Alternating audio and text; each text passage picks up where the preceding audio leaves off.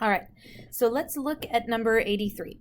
A particle moves along the x-axis so that its position is given by x of t, and then they give us x dx dt, x prime, which we know that if x is position, the derivative of position is velocity. And we want to know when the acceleration is equal to 0. So at what time value is acceleration equal to 0? So if I have velocity and I want acceleration, I need to take the derivative. So this would be negative 40 t to the third plus 18t plus 8, and I want to set this equal to 0. And the only reason this is a calculator question is for this part right here. So we don't need it for the derivative, but for our solving this equation, right? Who wants to solve a cubic by hand? Nobody. So I am going to, in my handy dandy calculator here, I'm going to type in my derivative, negative 40x to the third plus 18x plus 8. And then I'm going to look carefully at what they tell me for the domain. So I want t to be positive. So I'm going to take my window and make sure that I start at 0, and I'm going to go to 10. None of the choices are bigger than 10, okay? I'm going to take a look at this graph. Oh my, that's a steep cubic, right? All I need to know is when it equals 0, which on my graph is this point, oopsie poopsie, this point right here. I don't know if you guys can see my cursor or not, but I'm circling it with my cursor. To find that 0, we push second trace 0. And my calculator says, where's the left bound? Now, you might be thinking, I don't even see the cursor. This is so steep, it's almost off the page. And I agree with you. So instead of typing in or using this arrow to try to see when it might eventually show back up on the screen, I'm going to type in a number here. I can see that 0 is a good left bound. And I can also see that this doesn't go past 1, but just for funsies, I could even put in a 2 for my right bound. The guess doesn't matter as long as you've got a 0 in between your left and right bound. And so the answer is 0.8310. So this occurs at 0.8310. All right, let's look at 86. The vertical line x equals 2 is an asymptote of the graph of the function f. So I'm going to draw a vertical line x equals 2. Which of the following must be true? What must be false, false, false. So let's look at these. The limit as x approaches 2 equals 0. Well, as x approaches 2, if we're going to have a vertical asymptote, we need to be approaching infinity, right? In other words, there's no way for this limit to be approaching 0 and me get a vertical asymptote. So I think this is the false one, but let's look at the others. B says that the limit as x approaches 2 equals negative infinity. Could that be true? Absolutely. If this side's going to negative infinity and this side's going to negative infinity. We could also envision a situation where both sides go to positive infinity, which would make this one true. What about the limit as x approaches infinity equals 2 or infinite? When x is getting really, really big, these are dealing with horizontal asymptotes, not vertical asymptotes. Okay, so the one that's false is going to be A. Oops, I went too far. All right, let's look at 88. The first derivative of a function is given by f prime equals. At which of the following values does f have a local minimum? So again, Pavlov's dogs here, right? F has a minimum when f prime does what? Scream it at your computer. Negative to positive. That's exactly right. So when f prime goes from negative to positive. So I'm going to get out my handy dandy calculator and I am going to graph sine of x squared. Okay? And because I've messed with my window, I'm going to hit zoom 6 to sort of get a standard window. Okay, and I'm going to take a look at this graph of sine of x squared.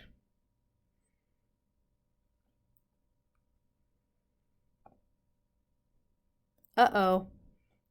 Your graph may look different than my graph. My graph does not look very good because, oopsie poopsie, I am in degree mode and I need to be in radian mode always, always, always. It's not going to make a difference unless you're dealing with a trig something.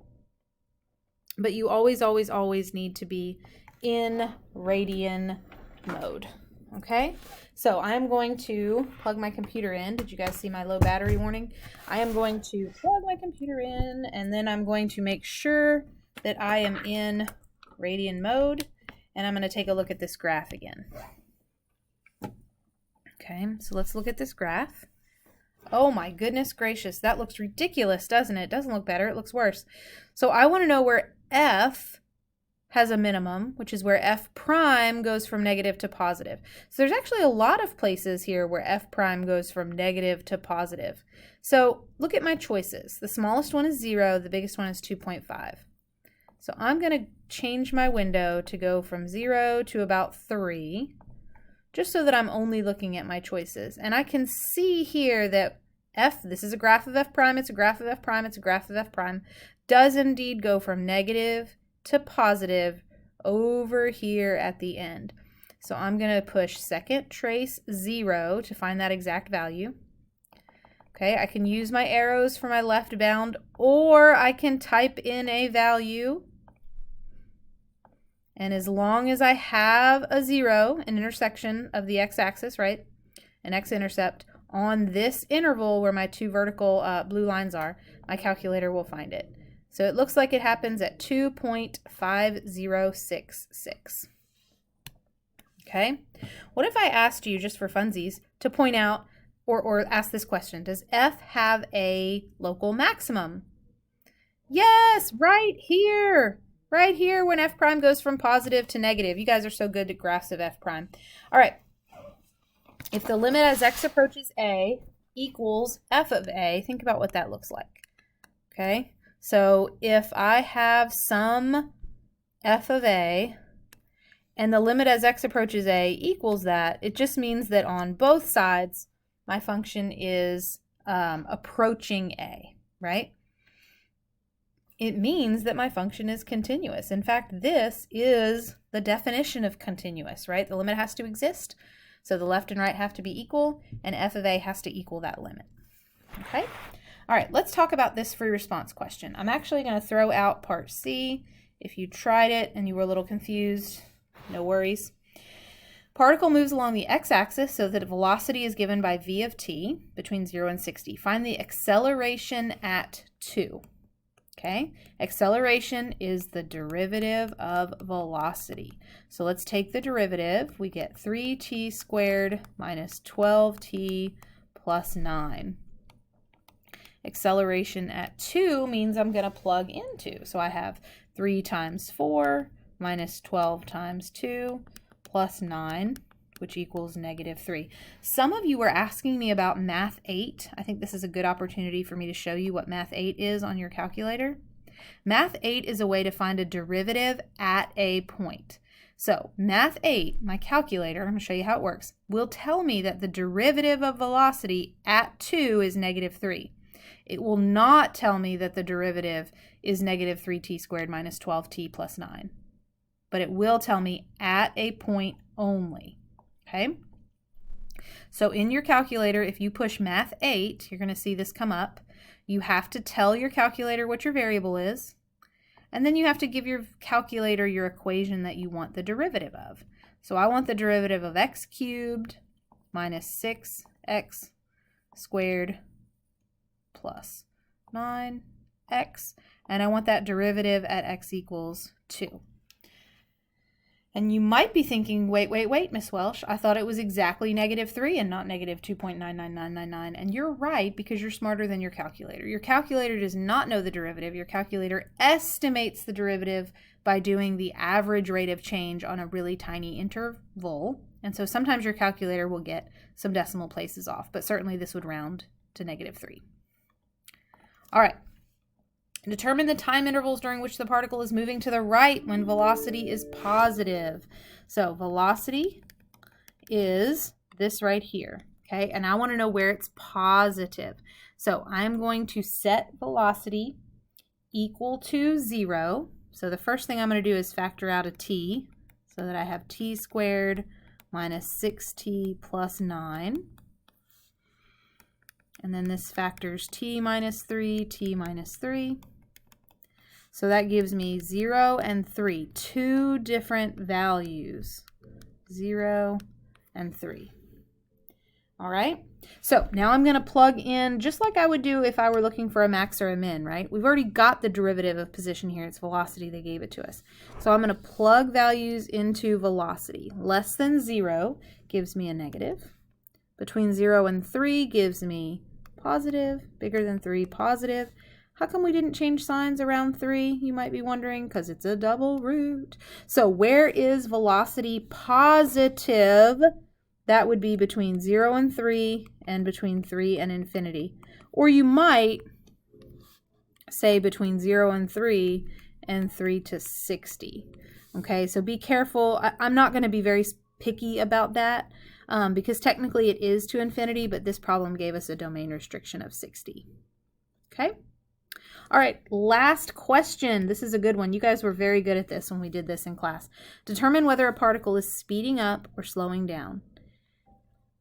For a particle to be speeding up, velocity and acceleration have to have the same sign, both positive or both negative.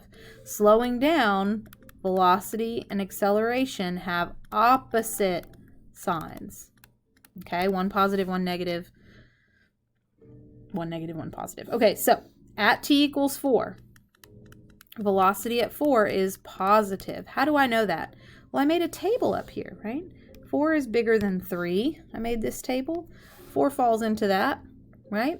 Acceleration at 4. Okay, I found acceleration way up here.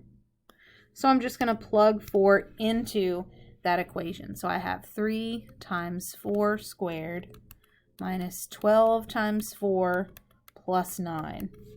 So that would be 3 times 16 minus 48 plus 9 is positive.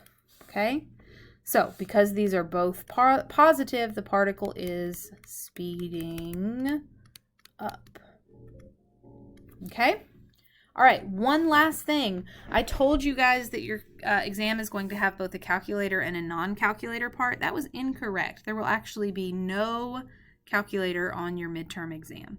The whole thing will be non-calculator. Okay, when we get back from Christmas and we start doing a bunch of stuff with Unit 6, we'll have a whole lot more calculator practice. Okay? All right, happy studying. I'll see you guys on Monday.